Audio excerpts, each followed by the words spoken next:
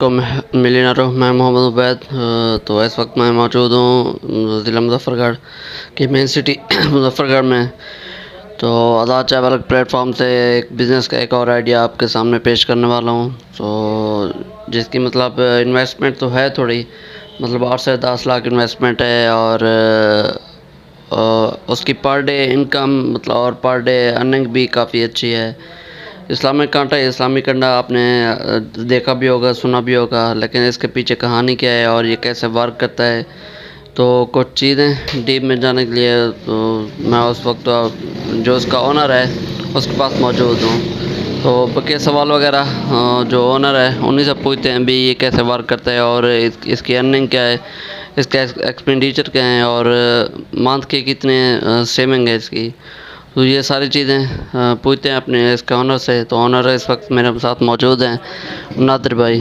तो नादिर भाई से पूछते हैं अभी, ये मेरे साथ ऑनर हैं। हम तो ऑनर से पूछते हैं भाई, सबसे पहले आपको ये बता दूं कि जो ऑनर हैं इन्होंने इस्लामिक स्टडी में ग्रेजुएशन भी किया और हम क्या कहते हैं यूनिवर्सिटी में एक साथ पढ़ते रहे हैं, मतलब सेम डिग्री फेलो हैं। तो पूछते हैं सबसे पहले, नादिर भी ये बताएं कि आपने काम कब से स्टार्ट किया हुआ। बिस्मिल्लाहिर्रहमानिर्रहीम, अस्सलाम वालेकुम। मेरा नाम नादिर ख़ान है और अल्हम्दुलिल्लाह ये बिज़नेस हमने 2010 में स्टार्ट किया था। अच्छा। तो अल्हम्दुलिल्लाह। और इसके अलावा ये बताएं कि 2010 में जब स्टार्ट किया था तो इस वक्त आपकी कितनी इन्वेस्टमेंट थी इस पर। इसकी इन्वेस्टमेंट मेरे ख्याल से उस टाइम इसकी 10 से 12 लाख हुई थी। अच्छा। Total investment. जी। और इसके अलावा पर डे अब कितनी मतलब एवरेज है आपकी, क्या कितना आप अर्न कर लेते हैं पर डे के हिसाब से। अल्हम्दुलिल्लाह यहाँ पे 24 घंटे सर्विस है, डे एंड नाइट। जी जी, दो यहाँ पे मैनेजर हैं, यहाँ पे ये 12 घंटे वो ड्यूटी करते हैं। तो टोटल डे एंड नाइट की मेरे ख्याल से 2500-3000 हो जाती है अल्हम्दुलिल्लाह, इनकम हो जाती है। तो ये कह रहे हैं कि 2500 से 3000 इनकी इनकम हो जाती है। और इसके अलावा ये कह रहे हैं कि 2500 से 3000 इनकी पर डे की इनकम है यहाँ से, जो इस्लामिक कंडा इन्होंने अपना बिज़नेस स्टार्ट किया हुआ है। तो आगे चल के पूछते हैं कि सवारी का हिसाब क्या है, मतलब छोटी सवारी के कितने लेते हैं, बड़ी सवारी की, क्योंकि होता ना ये वज़न करने के लिए इस्लामिक कंडा जो इस्तेमाल होता है। तो इनसे पूछते हैं कि ये कितनी सवारी के लेते हैं, छोटी सवारी का कितने लेते हैं या बड़ी सवारी का कितने लेते हैं। तो आप ये बताएं कि छोटी सवारी होती है उसका आप कितना लेते हैं। जी, हमारे पास रिक्शा और शाहज़ोर वगैरह और ट्रैक्टर ट्रैक्टर वगैरह आते हैं। तो रिक्शे का हम लेते हैं 50 रुपये और शाहज़ोर का 100 रुपये। ट्रक और ट्रैक्टर ट्राली का लेते हैं हम 200 और बड़ी जो हिनो गाड़ी आती है उसका 300 लेते हैं। जी जी। और ये बताएं कि जो ये बिजली पे वर्क करता है तो इसका बिजली का कितना खर्चा आ जाता है या कितना इसका मतलब बिल वगैरह होता है पर डे का या पर मंथ का। ये 20 का बिल पर मंथ 4000 से 5000 आ जाता है पर मंथ। तो 4 से 5 4 से 5000। और इसके अलावा आपने जो मतलब इसकी लेबर है जो लड़के बिठाए हैं काम करने के लिए, उसको आप कितना देते हैं। ये दो मैनेजर हैं, मैंने पहले बताया आपको पहले कि एक 12 घंटे दिन को करता है, 12 घंटे रात को। तो दिन वाले की 10,000 है, 10 से 12,000, कभी 12,000 दे दिया, कभी 10 दे दिया। तो रात वाले की 8,000 तनख्वाह है। ये हो गया तकरीबन कोई 20,000 बढ़ते हैं। 20,000 ये हो गया और 5,000 हो गया बिजली का डेली खर्चा भी होता है। डेली खर्चा। अच्छा, डेली खर्चा भी होता है। लड़के दिन वाले का भी रात वाले का भी 150, कभी उन्होंने दिन वाले को दे दिया, कभी रात वाले को दे दी।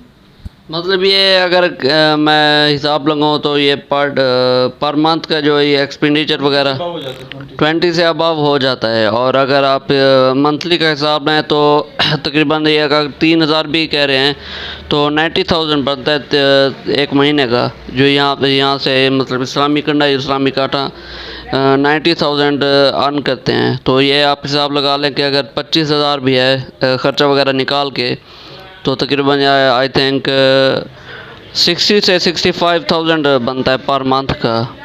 अच्छा, तो इसके अलावा और चीज़ें मतलब इसके अलावा दूसरा इस पे क्या खर्चा हो जाता है, क्या इसमें सब सफाई वगैरह या केयर वगैरह करने के लिए? केयर के अलावा और ये सिस्टम पीसी वगैरह इसका खर्चा हो जाता है, प्रिंटर वगैरह उसकी कार्ट्रिज वगैरह का खर्चा, और डेली बेसिस पे जो पर्ची बनती है उस बुक बनाने का, बिल्टी बुक बनाने का खर्चा होता है, वो भी पर मंथ हमें मैक्सिमम 8,000 10,000 में मिलती है वो बुकें जो हम बनाते हैं डेली बेसिस के तौर पे, जो जिस पे वज़न लिख के देते हैं उस पर्ची को बिल्टी बुक कहते हैं, जो महीने में हमें लाजमी बनवानी पड़ती है जी, उनका खर्चा भी आ जाता है 8 से 10,000 वो भी है।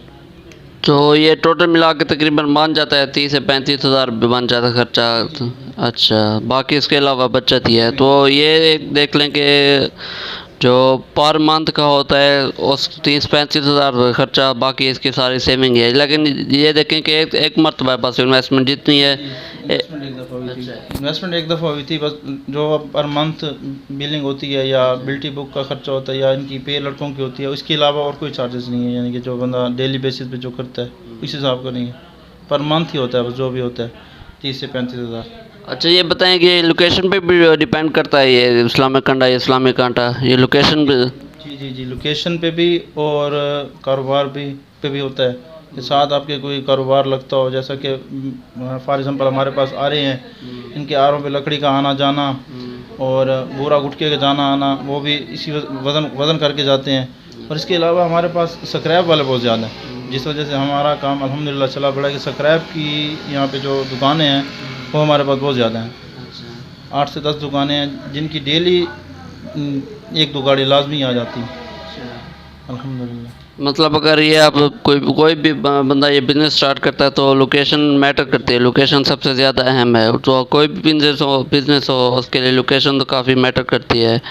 तो वैसे भी ये मेन सिटी है मुजफ्फरगढ़ हमारे ज़िले का, तो ये मेन रोड पे है, तो जंग रोड है जो, और इनका अपना ये कहते हैं आरा वगैरह भी है, तो वहाँ जो आते हैं वो भी इनसे वज़न वगैरह करवाते हैं, तो ऐसे हिसाब से ये इनका मतलब काफ़ी अच्छा ये चल जाता है।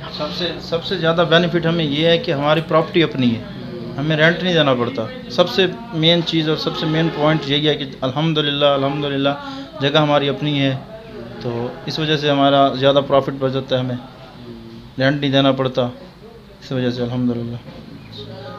इन्होंने इस्लामिक स्टडी में ग्रेजुएशन भी कर रखी है, तो कोई भी मतलब डिग्री होल्डर जिसके पास जॉब वगैरह नहीं है, तो अगर जो ये कोई भी बिजनेस स्टार्ट करता है तो उससे काफ़ी अच्छी इनकम अर्न कर सकता है। बेसिकली मतलब भी है कि पाकिस्तानी यूथ को मोटिवेट किया जाए, अर्ज किया जाए कि बिज़नेस की तरफ आएँ और अच्छा इनकम क्रिएट कर सकें। तो नादिर भाई भी एक आपके सामने मिसाल है, अभी मैंने जो आपसे वीडियो शेयर की है इनकी सारी, ये भी मतलब ये काफ़ी अच्छा अर्न करना है। वैसे भी इनका तकरीबन ये कह रहे हैं कि 10-12 साल हो गए इन्होंने स्टार्ट किया हुआ है।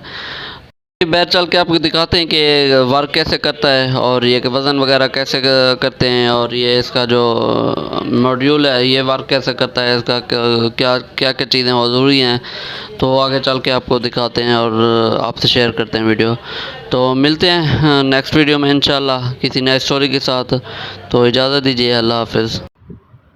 तो सबसे पहले ये असूल होता है कि ये ज़ेर ज़मीन सिस्टम है इसका, तो इसके ऊपर आके गाड़ी रुकती है।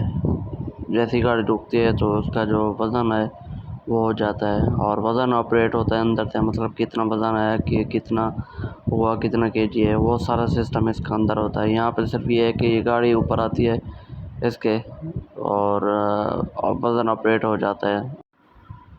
तो ये जैसे कि आप देख सकते हैं आपके सामने है, ये एक किस्म का आप इलेक्ट्रिक कैलकुलेटर कह लें या वज़न करने वाला।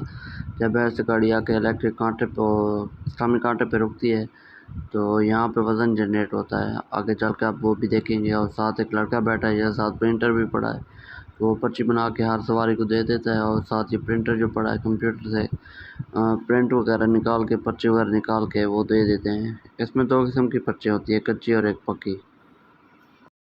किसी गाड़ी आकर रुकी बैर कांटे पे, तो यहाँ पे नंबर चलना शुरू हो गया। इतना पे उसका वज़न था, इसका इलेक्ट्रिक कैलकुलेटर पे आ गया। और ये जो छोटा सा वाला ये बिजली पे चलता है। बिजली ना भी हो तो इसमें बैटरी होती है, तो इसलिए बिजली की ज़्यादा